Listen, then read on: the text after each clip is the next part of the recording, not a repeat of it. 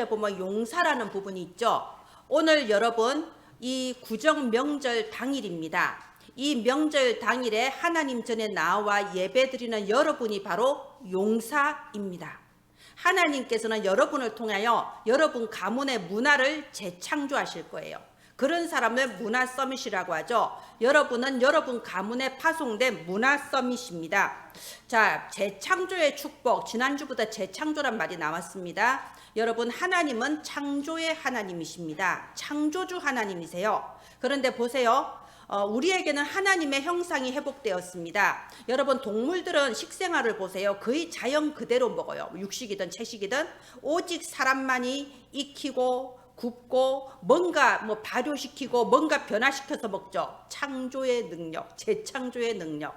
죽어도 한번 보세요. 동물들은 동굴이든 나무든 거의 자연 그대로 거기서 거합니다. 오직 사람만이 나무를 자르고 돌을 깎아서 뭔가를 재창조해서 그 안에서 거하죠. 우리 인간에게는요, 신자 불신자를 떠나서 누구나 하나님의 형상이 있습니다. 하나님의 형상대로 창조가 되었습니다. 그런데 창세기 3장, 6장, 11장에 내려오는 그 저주 속에서 나도 모르게 재창조의 능력을 잃어버리고 점점 이제 예정된 멸망의 길을 가는 거예요. 그런데 우리는 누굽니까? 그리스도를 영접한 우리는 그리스도 안에서 하나님의 형상이 회복되었습니다. 이미 받은 하나님의 형상이 회복되었어요. 그래서 우리에게는 재창조의 능력이 있습니다. 여러분, 우리 가문의 문화를 누가 재창조하나요? 내가 아닙니다. 하나님이 하십니다. 하나님께서 우리 가문의 문화를 재창조하는데 여러분을 서밋으로 사용해 주실 겁니다. 여러분, 신앙생활은요, 단순해요. 진리는 원래 단순한 겁니다. 복잡하지 않습니다. 우리 지난주 갈라디아서 1장 7절에 나오죠. 어떤 사람들이 너희 가운데 가만히 들어가 교란을 시킨다고 복잡하게 만들고 분열시키고 불신앙하게 만드는 거예요. 그래서 교회의 힘을 자꾸 빼고 성도의 힘을 뺍니다. 원래 생각이 복잡한 사람은 말이 복잡하고요, 삶이 복잡하고 힘이 없어요. 파워가 없어요. 단순한 사람이 힘이 있거든요. 그래서 여러분, 원래 하나님께서 우리에게 주신 이 구원의 길은 단순해요. 오직 그리스도. 또 우리가 이 땅을 살아가는데 신앙생활 복잡하지 않습니다. 수많은 책과 수많은 말이 있지만 단순합니다. 딱 두 가지만 생각하세요. 신앙생활은 복음을 바르게 누리는 거예요. 신앙생활은 바른 복음을 전하는 거예요. 이 두 가지가 답니다. 우리가 보좌 앞에서는 그날까지 그리스도의 복음을 바르게 누리는 겁니다. 얼마나 많은 복잡한 게 있는가 몰라요? 예수는 그리스도, 나는 하나님 자녀입니다. 내게는 하나님의 형상이 회복되었습니다. 이제는 내 삶의 에덴의 축복이 연결되게 해주실 겁니다. 내가 복음을 바르게 누리고 또 바른 복음을 전달하는 것, 이게 사실은 신앙생활의 다고요. 우리가 이 땅에 사는 날 동안에 다예요. 여러분, 속지 않기를 바랍니다. 오늘 또 오직입니다. 오직 그리스도, 이 언약을 붙잡고 오늘 또 예배를 선택한 여러분이 바로 영적인 용사예요. 하나님께서는 영적인 용사, 19절에 뭐라고 되어 있습니까? 내가 능력 있는 용사에게는 돕는 힘을 더하며 백성 중에서 택함 받은 자를 높였다고 되어 있습니다. 이 언약의 말씀대로 성취되는 저와 여러분 되기를 바랍니다. 1대지 넘겨주세요. 열왕의 으뜸이 되게 하리라. 우리 27절 한번 보십시오. 27절 보면요, 내가 또 그를 장자로 삼고, 여러분 각자 집에서 막내도 있고 둘째도 있고 다양할 겁니다. 자, 우리 혜진이 말금이 영적으로는 모두가 장자예요. 모두가 하나님께서는 우리 가문의 영적인 장자로 부르셨습니다. 여기 보면 세상 왕의 지존자라고 되어 있는데요. 이게 옛날 성경에는요, 열왕의 으뜸이라고 되어 있습니다. 하나님은 여러분을 열왕의 으뜸으로 세우셨습니다. 왜? 우리가 아까 38장 찬양 2번 했죠. 예수 그리스도를 왕으로 모신 자는 하나님께서 그 사람을 열왕의 으뜸으로 세워주십니다. 그리스도를 모르는 사람이 아니에요. 예수 그리스도를 나의 참된 왕으로 알고 왕으로 영접한 자는 하나님께서 세상에서 으뜸이 되게 하십니다. 여러분, 오늘 장자 열왕의 으뜸, 이 믿음을 내 것으로 붙잡게 되기를 바랍니다. 여러분, 소명의식을 가져야 돼요. 소명은 뭐냐? 하나님이 나를 부르셨다는 거예요. 왜 부르셨나요? 사도행전 13장 2절에 보면 내가 불러 시키는 일을 위하여 우리에게 하나님께서 주신 천명이 있어요. 나를 부르신 소명, 나를 위하여, 나를 통하여 하실 천명. 그러면 오늘 나는 무엇을 할 것이냐? 사명, 소명, 천명, 사명 기억하시기 바랍니다. 하나님은 여러분을 여러분 가문의 영적인 장자로 부르셔서 여러분을 통하여 그 가문을 살리려고 하는 거예요. 나는 내 가문을 살리려고 부름을 받았다. 이걸 보고 대표적인 축복이라고 합니다. 여러분이 바로 가문의 대표예요. 그리고 하나님은 나를 통해서 이 아브라함에 누렸던 그 복, 하나님께서 아브라함을 부르시고 뭐라고 하셨나요? 너는 복의 근원이 될 것이다. 너로 말미암아 천하 만민이 복을 받을 것이라. 여러분, 원래 아브라함은요 우르 지방 사람이에요. 그리고 옛날 문헌을 보면요 아브라함의 아버지, 아브라함의 그 조상들은요 우상 그 신상을 만드는 사람들이었다. 이런 그 문헌 기록이 있습니다. 그런데 가문이 완전히 바뀌어진 거예요, 아브라함으로부터. 그래서 아브라함을 보고 복의 근원, 여러분 하나님께서는 저와 여러분에게 근원적인 축복을 주신 겁니다. 그리고 하나님은 나 한 사람 구원받는 걸로 끝나는 게 아니에요. 제가 어떻게 처음에 교회 다녔냐, 제가 어렸을 때 제 친구의 어머니가 어느 날 저한테 지나가는 말로 그랬어요. 야, 너도 지영아, 너도 우리랑 같이 교회 갈래? 그래서 제가 교회를 다니기 시작했습니다. 그런데 보세요, 아주 어린 꼬마 아이 한 명을 전도했는데 가문이 바뀌고 선교하는 목회자가 됐어요. 이게 뭡니까? 이게 바로 시대적인 축복이라는 거예요. 이 시대를 놓고 기도하며 237 나라 살리기 위해 기도하는 주의 종을 전도를 한 겁니다. 시대적인 축복. 하나님께서는 나 한 사람으로부터 시작해서 우리 후대가 두고두고 이 복음의 큰 축복을 누리게 하십니다. 그게 기념비적인 축복. 여러분은 여러분의 후대가 여러분을 기억할 때에 우리 가문의 믿음의 복음의 시조다, 우리 복음의 조상이다, 정말 이런 기념비적인 축복을 이미 주셨습니다. 제가 지금 대표적인 축복, 근원적인 축복, 시대적인 축복, 기념비적인 축복 이러면요, 와 너무 과대망상 아니냐, 너무 또는 너무 교만한 거 아니냐. 여러분, 그렇지 않습니다. 이것은요 교만한 것도 아니고 과대망상도 아니고요, 감사의 제목이에요. 진정한 감사. 내가 무언가를 응답받고 증거가 있어서 감사하는 그거는요 이미 어린아이 신앙입니다. 하나님께서 내게 이런 대표적이고 근원적이고 시대적이고 기념비적인 축복을 준비하시고 소명, 천명, 사명을 주셨다. 이게 진정한 감사의 제목입니다. 여러분, 우리 주변에는요 나보다 훌륭한 사람, 나보다 잘 나가는 사람 많습니다. 이렇게 명절에 가족들 모이면은 그러잖아요. 나보다 좋은 사람, 나보다 더 잘 나가는 사람 많습니다. 그걸 보고 세상의 왕이라고 하는 거예요.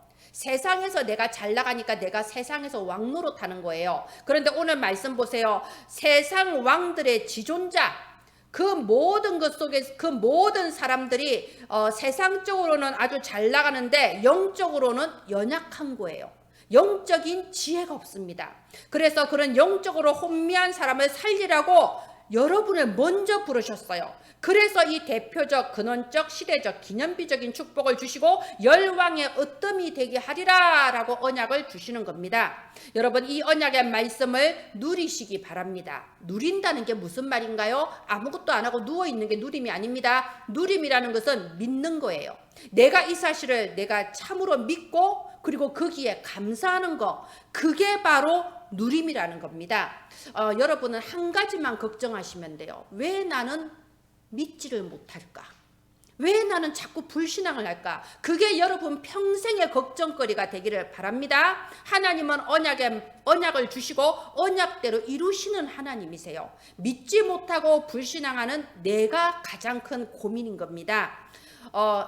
이 세상에는요 헛똑똑이들이 많아요. 온갖 말을 하고요, 온갖 것을 다 아는 척 떠들지만 사실은 지 인생도 못 챙깁니다. 왜? 어느 날 닥치는 영적 문제와 가문을 타고 내려오는 반복되는 재앙을 이길 힘이 없거든요. 그래서 여러분, 세상의 헛똑똑이들의 온갖 말에 속지 마세요.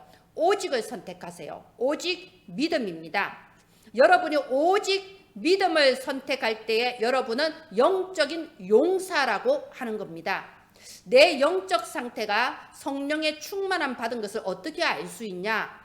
우리가 성령 충만 받았다고 할 때는요, 이사야서 62장 10절 말씀이 나에게 성취되어 만민을 위하여 길을 들게 되는 겁니다. 내가 성령의 충만함을 받으면 땅 끝까지 이르러 내 증인되리라. 전도와 선교의 영으로 충만하게 됩니다. 그게 내 성령 충만의 지표예요. 여러분, 흔들리지 않는 믿음으로, 오직의 믿음으로, 참으로 그리스도의 용사로 여러분 내 상태를 누리시기를 바랍니다. 예, 이대지 보겠습니다. 우리가 이 89편의 시는 여기 제목에 보면 뭐라고 돼 있나요? 에스라인 에단의 마스길이라고 돼 있죠. 이 마스길은 시, 노래 이런 뜻입니다. 이 에단이라는 사람이 지었어요. 아니, 에단이 대체 누구냐? 우리 에단이라는 이 이름을 알아보면요, 열왕기상 4장 31절에 에단이라는 이름이 또 언급이 됩니다. 거기에 보면요, 이 다윗이 세 사람의 이제 악단장을 세운 거예요. 성가대 팀장을 3명 세운 거예요. 그 중에 한 명이 에단입니다. 그런데 에단에 대해서 뭐라고 이렇게 평가를 하냐? 열왕기상 4장 31절에요. 솔로몬이 얼마나 지혜로운가를 말을 하면서 에단을 딱 들먹여요. 에단보다 지혜롭다고. 아시겠죠? 우리가 알기에 솔로몬은 가장 지혜로운 사람 아닙니까? 그런데 에단보다 지혜롭다. 이 말은요, 에단이 그만큼 지혜로운 자라고 모든 사람의 인정을 받는 그런 지혜로운 자라는 겁니다.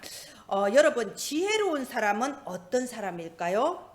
지난주에 말씀드렸죠. 멀리 보는 사람이라고. 지혜로운 사람은요, 지금 뭐 분위기가 어떻다, 지금 사람들이 뭐라고 한다 쉽게 휩쓸리지 않습니다. 우리나라 사람들을 보고 냄비근성이라고 해요. 뭐라 그러면 와 했다가 또 뭐라 그러면 또 이리 막 쏠려갔다가. 그래서 여러분, 사실 남들이 나한테 뭐라고 하냐, 나를 어떻게 평가하느냐, 너무 거기 좌우될 필요 없어요. 좀 있으면 다 잊어버립니다. 내가 뭘 했든. 그래서 지혜가 없는 사람들은요, 눈앞의 것만 보고 쉽게 휩쓸립니다. 저는 드라마든 책이든 지금 막 인기 얻는 거는 보지 않아요. 왜냐하면요, 어떤 사람이든 간에 보면요, 막 지금 인기를 얻고 지금 유명한 거는요, 다 그 분위기 때문에 휩쓸리거든요. 좀 시간이 지나서 봐야 더 객관적인 평가가 이루어질 수 있습니다. 지혜로운 사람은요, 쉽게 휩쓸리지 않는 이유, 멀리 봅니다. 언제나 멀리 내다보고요, 그리고 또 중요한 것, 전체를 봅니다.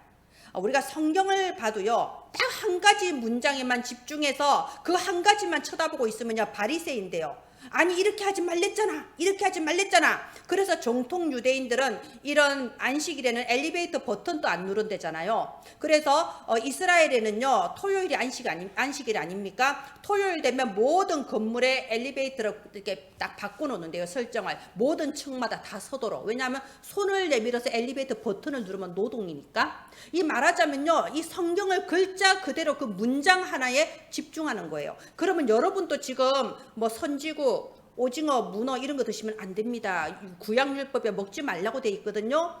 그래서 뭐든지 그 한 가지만 보고 이건 원래 그렇구나, 이게 지혜가 없는 사람이에요. 지혜로운 사람은 전체를 보는 지혜가 있습니다. 이번 이렇게 명절 같은 경우에도요, 어떤 사람은 제사 지내는 음식 먹으면 안 된다고 아예 음식을 안 드시는 분들도 있어요. 이게 성경을 그 일부분만 보는 사람이라서 그래요. 우리가 성경을 전체적으로 보면요, 사람의 전통과 구습을 따르지 말라고 돼 있습니다. 예수 그리스도 안에서 새로운 시대를 여셨어요. 그러면 제사 지낸 그 음식 맛있게 드시고 가족들과 교제하세요. 그래야 전도의 문도 열리는 거 아닙니까? 그죠? 자, 여러분, 오늘 이대지가 언약 가진 자의 지혜인데요. 진짜 지혜로운 사람은 멀리 보는 사람, 전체를 보는 사람이기도 하지만 제일 중요한 거, 영적인 비밀을 아는 사람이 지혜자입니다. 역대상 15장 17절부터 19절에 보면 에단에 대해서 한 번 더 언급이 되어 있어요. 거기에 보면 에단은 레위 지파라고 되어 있습니다. 레위 지파가 어떤 사람인가요? 하나님이 없는 인간의 멸망 상태가 뭔지를 보는 눈이 열린 사람이에요. 그래서 이런 사람들은 그 한 사람의 죄를 가지고 정죄하지 않습니다. 그렇게 될 수밖에 없는 영적인 상태를 보거든요. 그리고 레위 지파는 피제사를 드리는 지파예요. 우리의 이 멸망 상태를 해결하는 오직 한 길, 그리스도 피 언약 붙잡은 사람이 바로 레위 지파입니다. 그래서 이 지혜로운 사람은요, 이 예수 그리스도 이 언약의 비밀을 아는 사람이 지혜로운 사람이에요. 제가 아까 헛똑똑이 말했습니다. 얼마나 많은 헛똑똑이 지식인이 있는지 몰라요. 그러나 정작 자기 가문과 인생의 근원적인 문제는 해결을 못해요. 왜? 영적 지혜가 없기 때문에. 그리고 또 이 에단은요, 찬양하는 사람이라고 나와 있습니다. 여러분, 찬양이 뭔가요? 다윗이 바로 찬양의 사람이었잖아요. 다윗은 그 영적인 역사를 알았어요. 자기가 아직 소년이었을 때에 사울 왕이 그렇게 발광을 하고 악을 쓰고 떼굴떼굴 구르는데 자기가 그 앞에서 찬양을 하면 사울 왕이 깨끗하게 나와버려요. 이게 뭐죠? 사울 왕에게 역사하던 그 악신이 찬양할 때 떠나가고 하나님의 나라가 임하는 그 영적인 역사를 아는 게 바로 찬양의 사람입니다. 이 에단이 찬양하는 사람이다. 이거는요, 영적 비밀을 알고 있다는 뜻이에요. 여러분, 참된 지혜자가 되기를 바랍니다. 두 번째 지혜로운 사람은 어떤 사람이냐 넘겨주세요. 언약 잡고 기도할 줄 아는 사람이 지혜로운 사람입니다. 여기 시편 89편 1절부터 2절 보세요. 시편 89편에 보면요, 이 에단은 하나님에 대해서 계속 말합니다. 인자하시고 성실하신 하나님. 에단이 아는 하나님은 인자하신 하나님이고 성실하신 하나님이에요. 여러분, 하나님에게는 많은 특징이 있지만요, 성실하심이 가장 큰 특징입니다. 성실하시고 신실하시고 미쁘시고 변하지 않으십니다. 이게 무슨 뜻이냐? 하나님은 언약의 말씀을 주시면요, 언약대로 이루시는 하나님이세요. 하나님은 변하지 않으십니다. 우리가 항상 이랬다 저랬다 흔들리죠. 끝이 없이 흔들려요. 제가 봤을 때 구원받은 하나님의 자녀가 복잡하고 흔들리는 것은 욕심 때문에 그래요. 창세기 3장, 6장, 11장 나의 욕심, 세상의 욕심이 있기 때문에 끊임없이 헷갈리는 거예요. 이걸 선택해야 될까? 저걸 선택해야 될까? 야고보서 1장 13절에 중요한 말씀이 있습니다. 사람들은 하나님이 나를 시험한다는 말을 하는데 그런 말 하지 마라. 하나님은 아무도 시험하지 않으신다. 오직 각 사람의 속에 있는 욕심이 그 사람을 미혹하여서 죄를 짓게 되는 것이고 죄가 장성한 즉 사망에 이르느니라.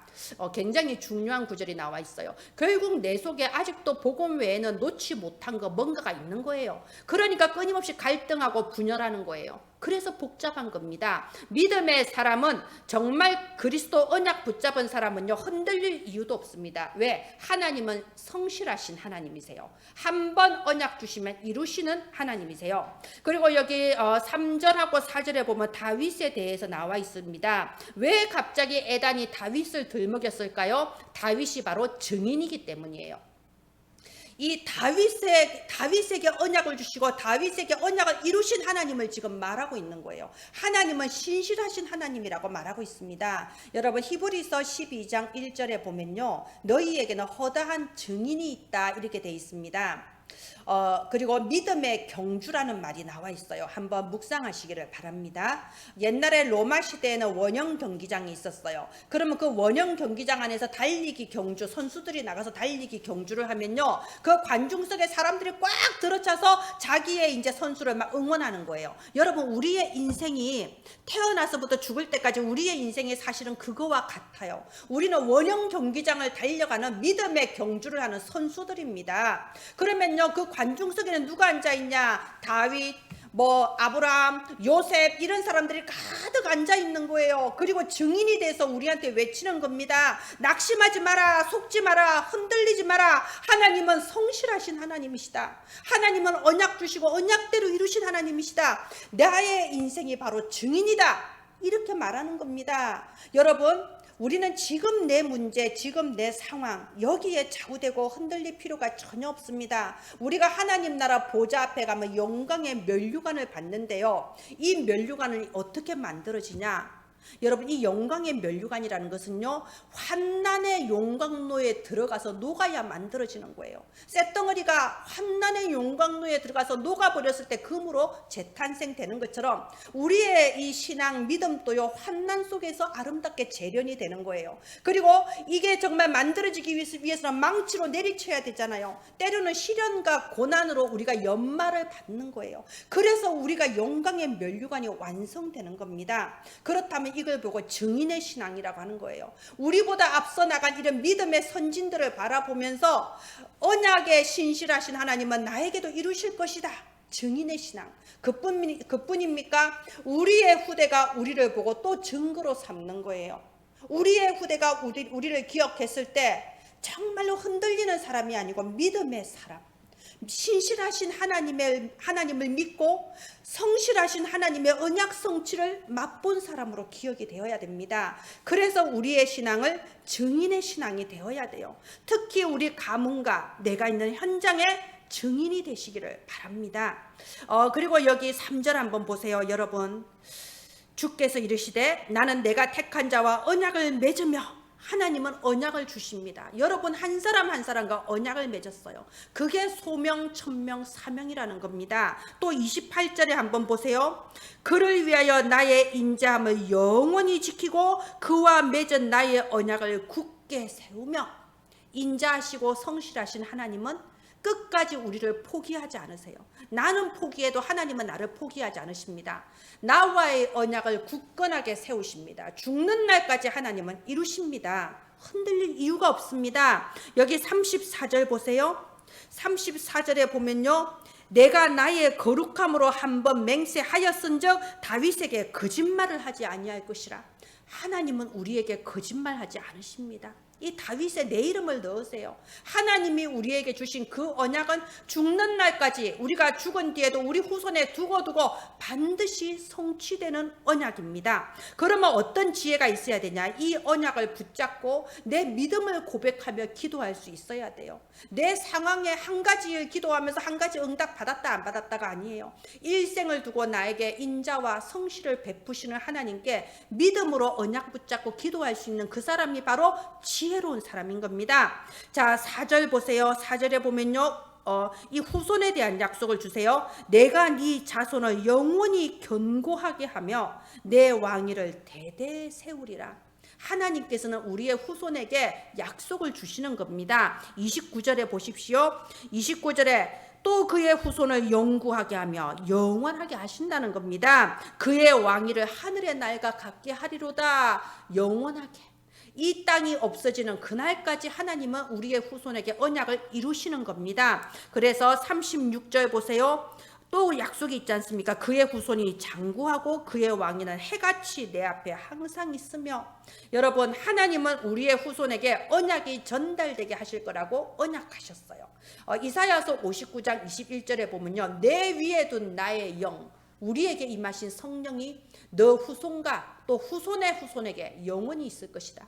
내 입에 둔 나의 말이, 우리의 입술에 고백하게 한 그 언약의 말씀이 내 후손과 후손의 입에 영원히 있을 것이다. 이사야서 59장 21절 하나님은 약속하셨습니다. 그래서요, 또 30절부터 보면요, 어떤 부분이 나오냐? 그런데 만약에 그 후손이 내 법을 버리고 믿음을 잃어버렸을 때는 때로는 회초리를 드신다. 여러분, 부모가 아이에게 회초리를 들 때 죽으라고 내쫓는 거 아니잖아요. 다시 세우기 위하여 때로는 회초리를 드신다. 이런 말씀이 나오고요. 38절부터 50절까지는 어떤 내용입니까? 그래서 지금 우리가 이렇게 고난을 당하고 있습니다. 이렇게 애굽이 쳐들어오고 여러 이방 민족이 우리를 고난을 이렇게 당하고 있습니다. 왜요? 우리가 주의 언약을 잃어버렸기 때문에. 우리가 주의 언약을 잃어버리고 제대로 전달하지 못해서 이런 고난을 당하고 있습니다. 그러나 하나님, 언약을 다시 한번 기억하옵소서. 다윗에게 주신 그 언약을 기억하소서. 이렇게 언약 붙잡고 간구하고 있는 거예요. 그래서 마지막에 어떻게 끝납니까? 52절에 여호와를 영원히 찬송할지어다. 아멘 아멘. 왜요? 언약대로 이루실 것이기 때문에. 지금 내가 힘들어도 하나님께서는 분명히 언약대로 이루심을 믿고 기도하며 감사함으로 기도를 마무리하고 있는 거예요. 여러분, 우리가 어떻게 기도해야 된다고 했습니까? 믿고 감사합니다. 이렇게 기도하셔야 됩니다. 세대는 바뀌고 상황은 바뀌고 사람도 바뀝니다. 변하지 않는 것은 하나님의 언약이에요. 그렇다면 우리는 변하지 않는 언약을 바라보며 기도할 수 있는 지혜가 있어야 됩니다. 예, 말씀의 결론을 맺겠습니다. 다시 한번 말씀드리겠습니다. 진리는 단순합니다. 신앙생활 단순합니다. 끊임없이 우리를 교란시키고 분열시키고 복잡하게 만들어서 우리의 힘을 빼려고 하는 사단과 영적 싸움에 이기시기를 바랍니다. 내가 이 복음을 바르게 누리고 또 바르게 전달하는 것이 신앙생활의 다예요. 우리가 살아가는 날 동안 해야 되는 다예요. 그래서 전도서 12장 11절에 보면요, 말씀이 잘 박힌 못처럼 박힌다고 했어요. 우리가 내 주변의 한 사람에게 복음을 전했는데 그 복음이 그 사람에게 잘 박힌 못처럼 박혀지면 이제 세계복음할 제자가 세워지는 거예요. 우리가 우리의 후대에게 복음을 전했는데 이 말씀이 우리 후대에게 잘 박힌 못처럼 박혀지면 이 아이들이 자라서 237을 살리는 서밋이 되는 거예요. 그런데 우리가 뭔가가 복잡하고 뭔가가 헷갈려서 잘 박힌 못처럼 선명하게 이 말씀을 전달하지 못하면 어떻게 되겠어요? 내 믿음대로 될지어다. 희미한 믿음대로 희미한 응답, 흔들리는 믿음대로 흔들리는 응답이 오는 겁니다. 잘 박힌 못처럼 굳건한 믿음이 우리 후대에게 전달되기를 바랍니다. 자, 마지막으로요, 어떻게 전달해야 될까요? 물론 우리가 메시지로 전달하고 찬양으로 전달하고 기도로 전달합니다. 근데 저는 이 말씀을 하고 싶어요. 평소에 말로 전달이 됩니다.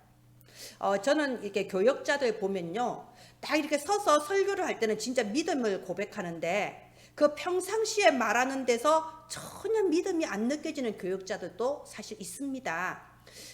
그리고요, 중직자도 마찬가지고 어른들이 다 그래요. 평소에 말이 중요해요. 여러분 이거 기억하세요. 아이들한테 메시지 시간에 1시간 동안 메시지를 전해도 평상시 밥 먹으면서 행동하면서 불신앙의 말, 인간적인 말하면요, 그게 전달이 돼요. 그게 잘 박힌 못처럼 돼버립니다. 그래서 여러분 평소에 말씀하실 때 하나님이 들으십니다.